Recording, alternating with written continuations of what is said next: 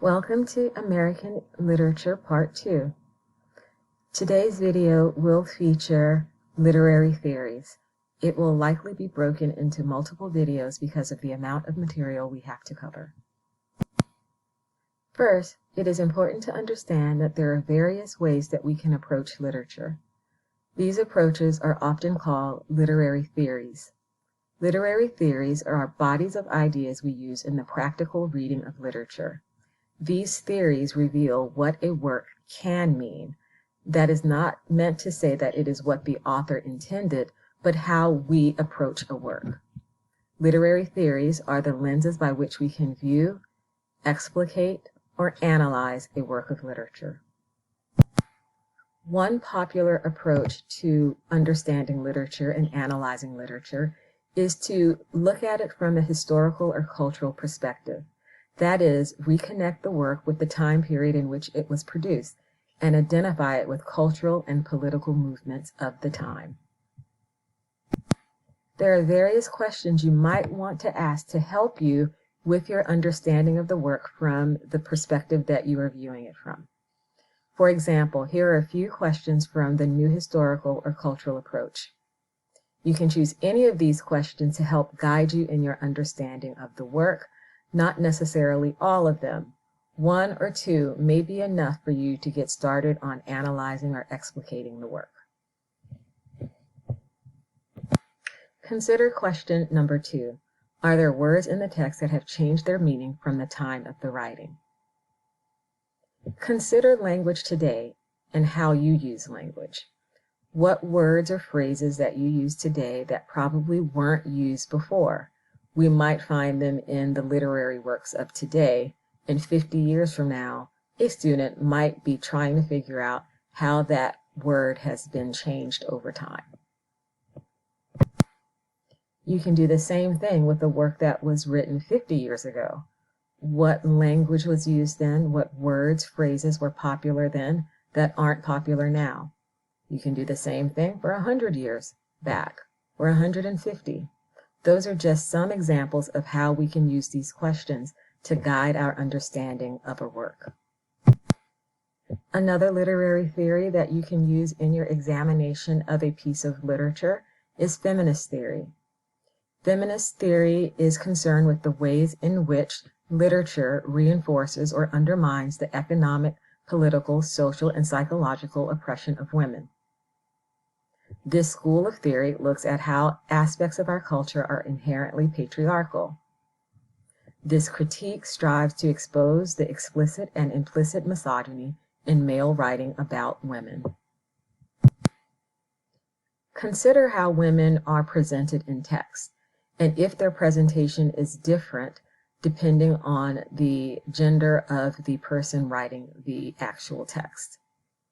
Think about their struggles. Think about how they deal with different expressions of domination, how they are looked at and viewed in terms of their status in a family, etc. Here are some typical questions that you can use to explore a feminist reading of a work. Again, you don't have to use all questions, but pick the question that resonates with you the most. Pause here to consider some of these questions. Another theory that you can use to ground your understanding of a work is the biographical approach. This assumes that the text is a reflection of the author's life and times.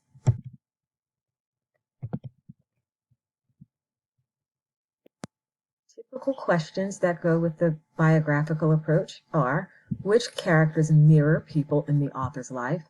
Which character experiences mirror the experiences of the author's life?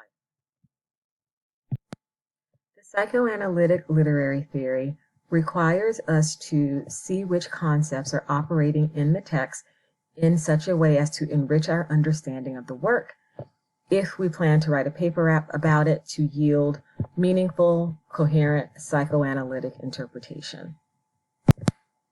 Within the psychological approach or the psychoanalytic approach, you have the Jungian Theory, which explores the connection between literature and what Carl Jung called the collective unconscious. racial memory, through which the spirit of the world human species manifests itself. Jungian criticism assumes that all stories and symbols are based on mythic models of mankind's past. That is one particular approach to the psychoanalytic theory. There are others, though. Here are some typical questions for psychoanalytic theory and the Jungian approach. Please pause to take a look to see which questions resonate with you. Another aspect of psychoanalytic theory is Freudian theory.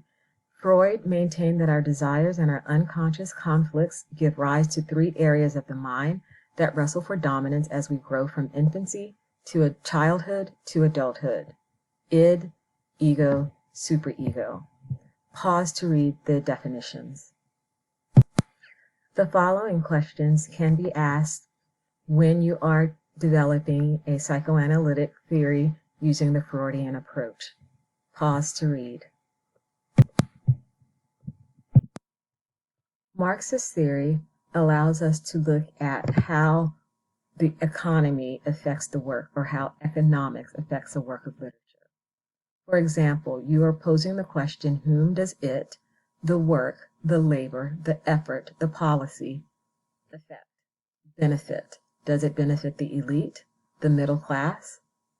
Which class is affected the most? How are they represented in the text? Marxist critics are also interested in how the lower or working classes are oppressed in everyday life and in literature.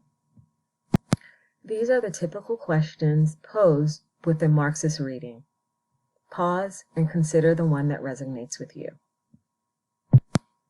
Our next video will cover several more literary theories.